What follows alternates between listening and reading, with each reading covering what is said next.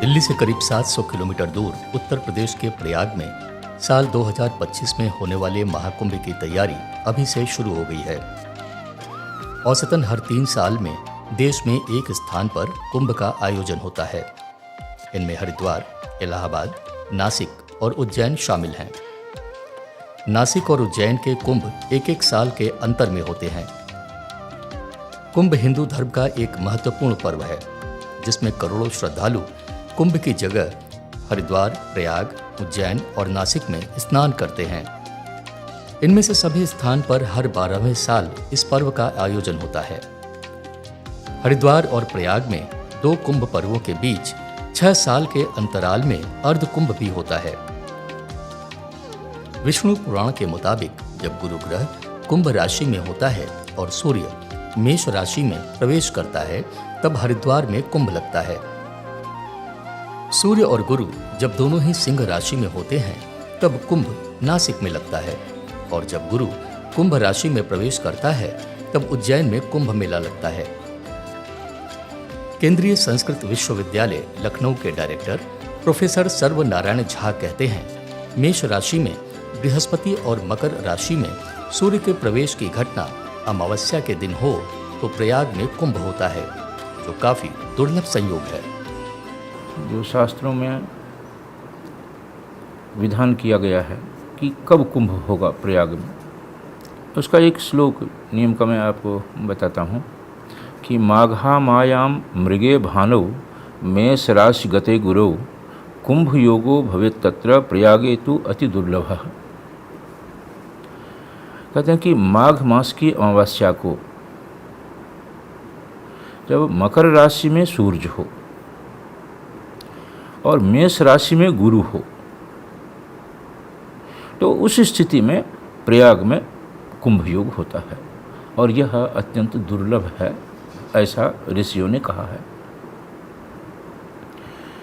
तो इसमें होता क्या है कि माघ मास की अमावस्या को मृगे भानव कहा कि मकर राशि में सूर्य हो। तो आप जानते हैं कि मकर राशि का सूर्य माघ महीने में होता है, सूर्य माघ महीने में मकर राशि में होते हैं। और मेष राशि गते गुरु, गुरु सामान्य रूप से एक राशि में 1 वर्ष रहता है। तो यदि अभी मेष राशि में गुरु है, तो इसके 12 वर्ष बाद इसकी संभावना फिर से बन सकती है कि जब मेष राशि में गुरु हो और माघ मास की अमावस्या हो और मकर राशि में सूर्य हो, ये फिर से तो 12 वर्ष से पहले तो आ नहीं सकता है। और 12 वर्ष से में अगर आया भी तो माघ मास हो, अमावस्या तिथि हो और सूर्य मकर में हो और गुरु मेष में हो, यह फिर से स्थिति जब आती है तो उसमें प्रयाग में कुंभ होगा। ज्योतिष शास्त्र के अनुसार सूर्य, चंद्रमा, गुरु और शनि का ये स्थान परिवर्तन पानी और हवा को प्रभावित करते हैं, जिससे वातावरण पूरी तरह से सकारात्मक होता है।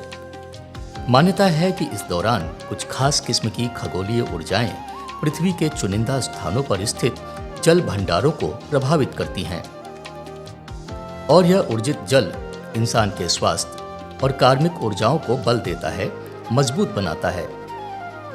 लखनऊ तारा मंडल के वैज्ञानिक सुमित श्रीवास्तव कहते हैं कि यह एक खगोलीय घटना है। धरती के करीब में 2 सेलेस्टियल बॉडीज़ हैं, खगोलीय पिंड 2 हैं। वो नंबर 1 हमारा सूर्य और नंबर 2 हमारा मून। तो चंद्रमा धरती के बहुत ज़्यादा करीब है, इस वजह से धरती के ऊपर जो जल राशि है, यानी कि जो जल है, उस पर इफ़ेक्ट पड़ता है। और जो सूर्य है वो भले ही हमसे दूर हो, लेकिन वो साइज़ में इतना ज़्यादा बड़ा है कि उससे हमारे ऊपर इफ़ेक्ट पड़ता है। बट प्लैनेट्स का एज इट इज़ कोई हाई टाइड या लो टाइड पे इफ़ेक्ट नहीं पड़ता। और हम ये पाते हैं कि जो हाई टाइड या लो टाइड होता है, ज्वार भाटा आता है, वो मैक्सिमम आपका पूर्णिमा या अमावस्या पूर्णिमा को ही आपको नज़र आता है। तो एस्ट्रोलॉजी के बारे में मैं नहीं बता सकता, लेकिन ये ज़रूर है कि एस्ट्रोनॉमी के हिसाब से ये एक बहुत ही अच्छा मोमेंट होता है और आपको रात भर सारे प्लैनेट्स देखने को मिलते हैं। हम लोगों ने जो पिछला कुंभ था, तो उसमें हमने लगभग 1.5 महीने तक लगातार नाइट स्काई वॉचिंग, रात्रि आकाश दर्शन वहाँ कुंभ में कराया था लोगों को। कुंभ का शाब्दिक अर्थ कलश होता है। इस कलश का हिंदू सभ्यता में विशेष महत्व है। कहते हैं आदि शंकराचार्य ने कुंभ की शुरुआत की थी। वहीं कुछ कथाओं में बताया जाता है कि कुंभ का आयोजन समुद्र मंथन के आदिकाल से ही हो गया था। घटना यह है कि समुद्र मंथन से निकले अमृत को पाने के लिए देवताओं और दानवों के बीच घमासान युद्ध हुआ। यह युद्ध लगातार 12 दिन तक चलता रहा। इसी दौरान हरिद्वार, प्रयाग, नासिक और उज्जैन में अमृत की बूंदें गिरीं। काल गणना के आधार पर देवताओं का एक दिन धरती के 1 साल के बराबर होता है। इस कारण 12 साल में इन चारों जगहों पर महाकुंभ का आयोजन किया जाता है। उत्तर प्रदेश सरकार महाकुंभ को पूरे देश और दुनिया में मेगा इवेंट के रूप में आयोजित करने की तैयारी कर रही है। सरकार का मानना है कि 2019 के कुंभ में जहां 24 करोड़ श्रद्धालु आए थे, वहीं 2025 में आयोजित होने वाले महाकुंभ में 40 करोड़ से ज्यादा श्रद्धालु आ सकते हैं, जिसको लेकर आधारभूत ढांचा तैयार किया जा रहा है।